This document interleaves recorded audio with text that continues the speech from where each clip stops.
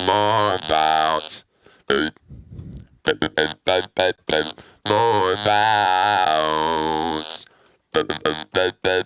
more about,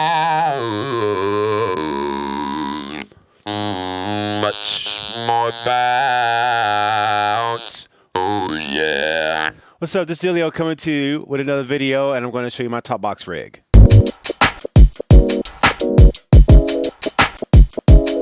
So here it is, my top box rig. This is my current setup for 2022 and beyond. It's something I built myself and took a lot of time to get there. So I just go over the parts. It's just basically maybe 4 parts or so.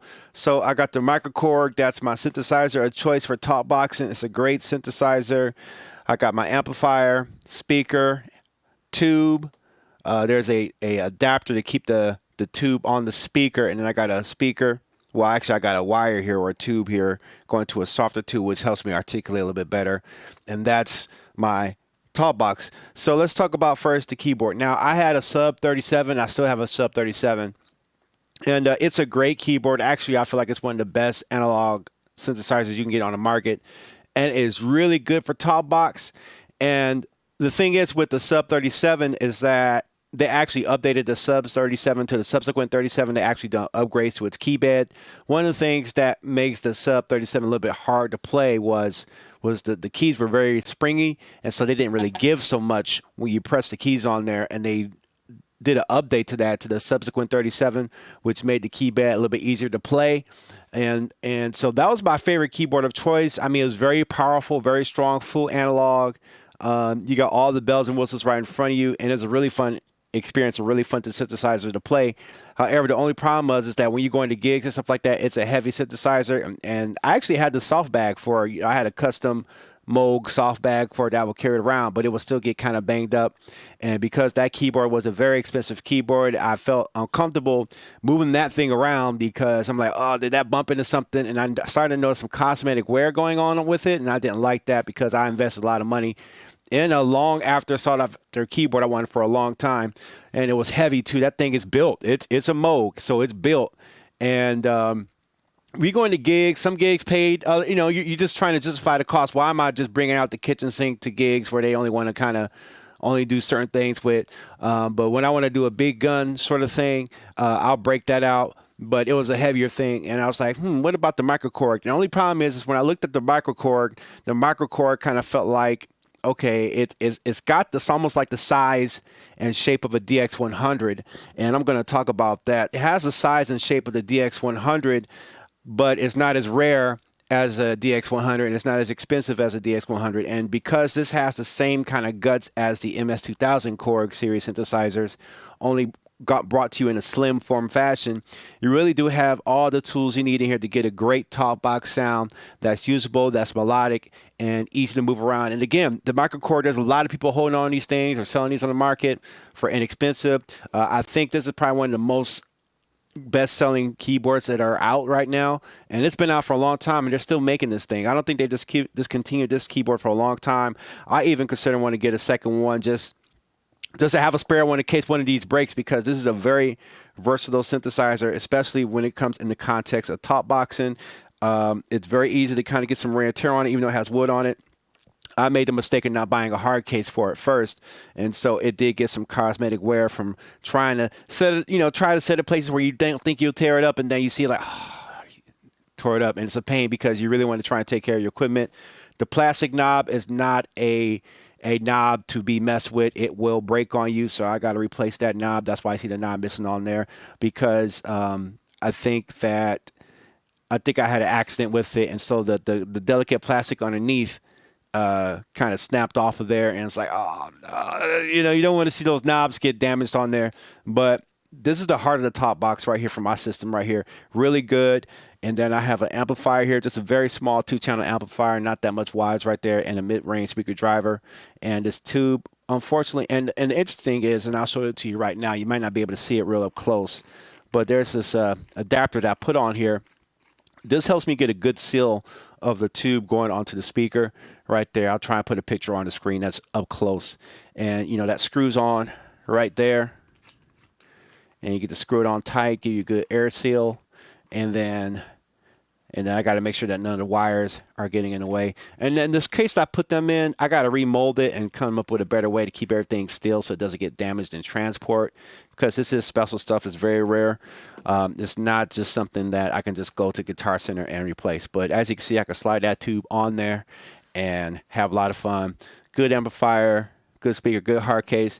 And the funny thing is with this hard case is that I actually had in another case, kind of like a tool case, Harbor Freight style. And the problem was is that things were shifting around in there because this is a custom-made kit. You don't want stuff shifting around because connectors and wire connectors and joints can get damaged in shipping, especially if you're trying to lug the stuff after a long night at a gig and it's like 1 o'clock in the morning and you want to load this case into the car. You want to be able to put everything in the case and set it in the case without it shifting in the wrong position. So this case really helps it out, but there's still some fine-tuned things I need to do to fix this, to make this work like that. So here's a quick overview of how it works. The synthesizer itself provides the tone. Okay, you got the tone coming out of here. You got your modulation wheel right here.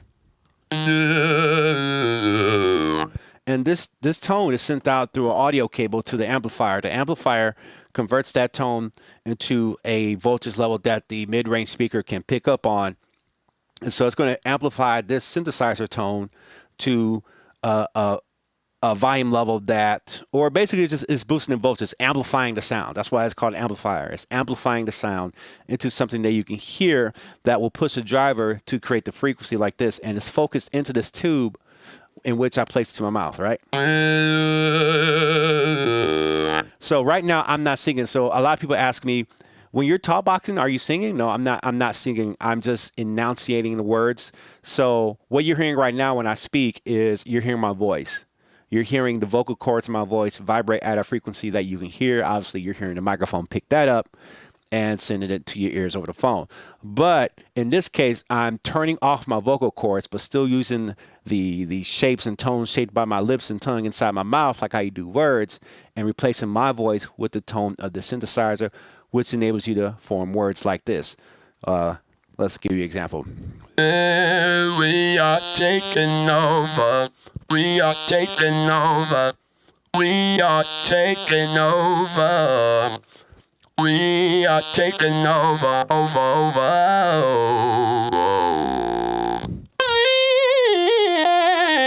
And that's how that works. So you got a lot of different things that you can do with this. You can do special effects. Or you don't even have to form words. You can just kind of get yourself kind of like a wah sound, like,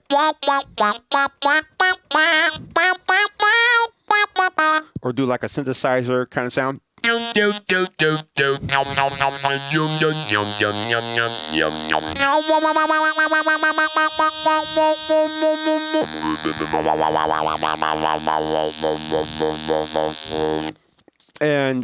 we also got the tube here. This is like a hard tube, and then I got like a softer tube.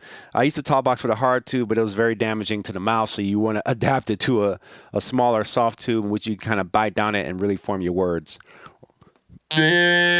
We are gonna say something cool on the top box. Give me the top box. They love the top box. Yeah, yeah.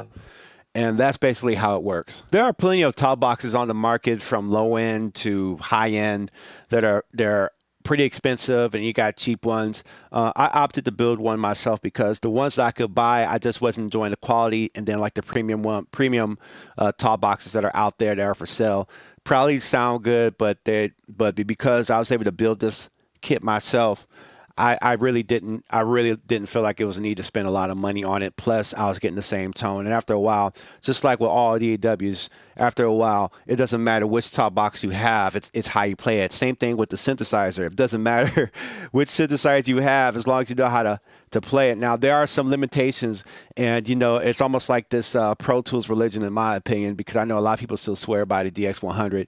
Now, this is not a rag on them, but let me share with you what I believe. I believe that you can get the same tone and same fundamental thing from anybody, or any synthesizer that can provide you a nice monophonic synth tone. So as much as it cool would it be, and as much as it would feel good to have a DX100, and then have the Zap SysX passages, that's cool too. That's a thing in the scene. And that's cool, but I don't think that you are losing any value or experience by creating your own patch or using something other than a DX100 to top box.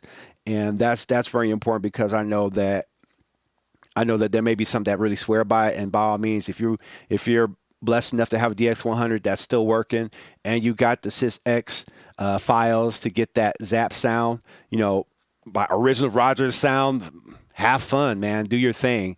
I don't have access to that, but I didn't let that stop me from designing my own presets on here. And you do have to do some tweaking with this. At surface value, this does not have the preset to do top boxing. It has sounds. You can send sound through your top box, but I had to go under the hood and do some sound design with that and create a preset on here that would do top boxing the way I would do. And it's easier for me to say, hey, I got the file on my website or something like that than the DX100 files. And then there are some people charging money for like the DX100 files or something like that. And so it's like, I don't need it that bad.